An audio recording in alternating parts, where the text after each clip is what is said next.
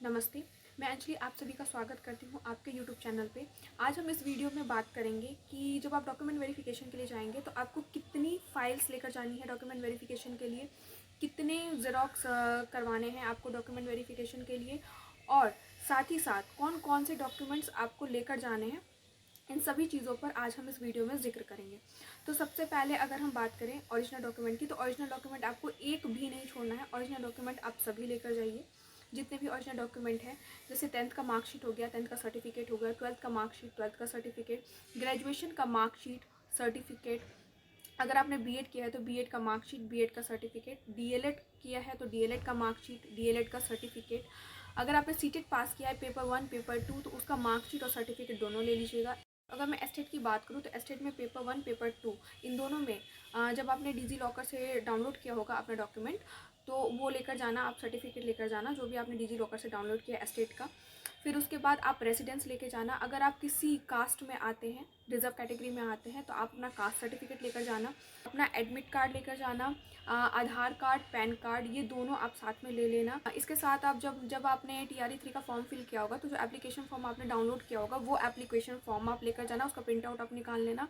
साथ ही साथ जो आपको जिला आवंटन किया गया है, आपके रोल नंबर के आगे में जो जिला लिखा हुआ है उस पेज का आप स्क्रीनशॉट लेकर उसका प्रिंट आउट निकाल लेना। साथ ही साथ SBI में आपका अकाउंट होना चाहिए, तो SBI में आप पहले अकाउंट खुलवा लीजिए। अगर आपका है तो बहुत अच्छा, और उसका पासबुक आप लेकर जाना। उसका जो फर्स्ट पेज होता है ओरिजिनल भी लेकर जाना और फर्स्ट पेज की प्रिंट आउट भी। तो ये तो बात होगी कि आपको कौन कौन से ओरिजिनल डॉक्यूमेंट लेकर जाने हैं। अब हम बात करते हैं ज़ेरॉक्स की, ठीक है, कि हमें कितने ज़ेरॉक्स करवाने हैं। तो जो भी आपका ओरिजिनल डॉक्यूमेंट है उसकी आप 3 कॉपी ज़ेरॉक्स करवा लीजिए, क्योंकि 2 कॉपी वहाँ पे लग जाएगी और 1 कॉपी आप हमेशा एक्स्ट्रा अपने पास रखिए ताकि आपको कोई दिक्कत ना हो। अगर बाई चांस आपसे वहाँ पे मांग लिया गया और आपके पास नहीं रहा तो दिक्कत हो जाएगी, इसीलिए आप एक एक्स्ट्रा कॉपी हमेशा अपने पास रखिए। वाटरमार्क डॉक्यूमेंट की बात करें तो उसमें भी आप वही कीजिएगा। वाटरमार्क डॉक्यूमेंट जो आप निकलवाएंगे, प्रिंट आउट जो निकलवाएंगे, वो कलर में निकलवाइएगा, और कलर में निकलवाने के बाद उसकी 3 कॉपी आप जेरॉक्स करवा लेना, ताकि 2 कॉपी वहाँ पे लग जाए और 1 कॉपी आप अपने पास, एक एक्स्ट्रा आप अपने रखिए ताकि ज़रूरत के वक्त में वो आपको काम दे सके।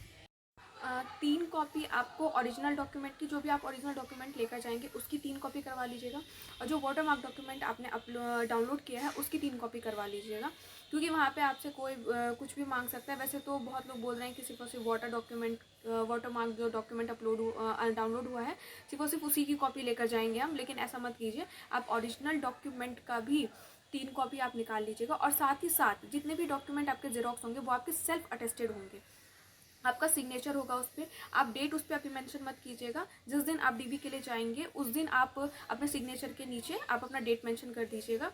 अब हम यही समझते हैं कि हम जितने भी डॉक्यूमेंट लेके जाएंगे जेरॉक्स या ओरिजिनल, उसे किस क्रम में लगाएंगे।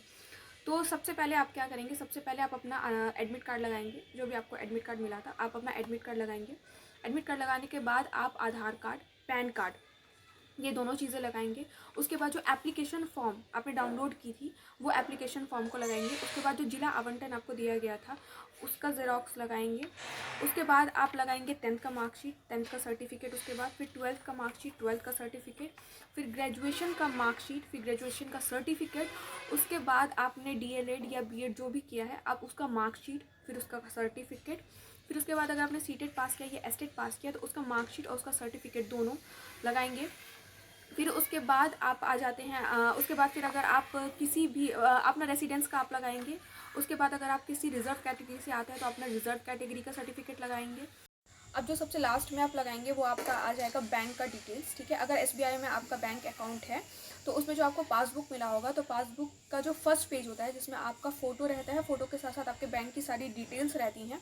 आपका नाम रहता है, आपके पिताजी का नाम रहता है, आपका एड्रेस, सब कुछ जो रहता है। तो वो जो फर्स्ट पेज होगा उसकी आप वो करवा लीजिएगा, ज़ेरॉक्स करवा लीजिएगा, और वो ज़ेरॉक्स मतलब कि सबसे लास्ट में उसे भी आप अटैच कर दीजिएगा, और साथ ही साथ उसका ओरिजिनल भी ले लीजिएगा, क्योंकि हो सकता है वहाँ पे ओरिजिनल चेक करें। वैसे श्योर तो नहीं है बट हम कोई रिस्क ले भी नहीं सकते, तो इसलिए आप ओरिजिनल भी साथ में ज़रूर ले लीजिएगा।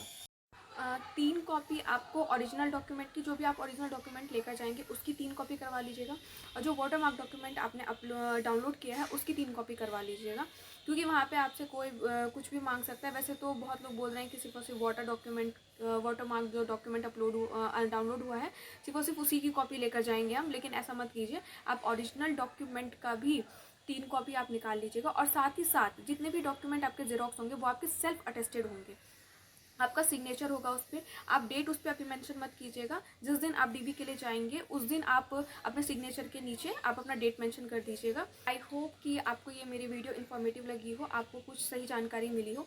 तो अगर आपको ये वीडियो अच्छी लगी हो, आपको सही जानकारी मिली हो, तो आप इस वीडियो को ज़्यादा से ज़्यादा शेयर ज़रूर करें, ताकि और भी बच्चों तक ये बात पहुँचे और उन्हें थोड़ी हेल्प मिल सके। अगर आपको मेरा कंटेंट अच्छा लगा हो, मेरा वीडियो अच्छा लगा हो, तो लाइक शेयर कमेंट ज़रूर करें।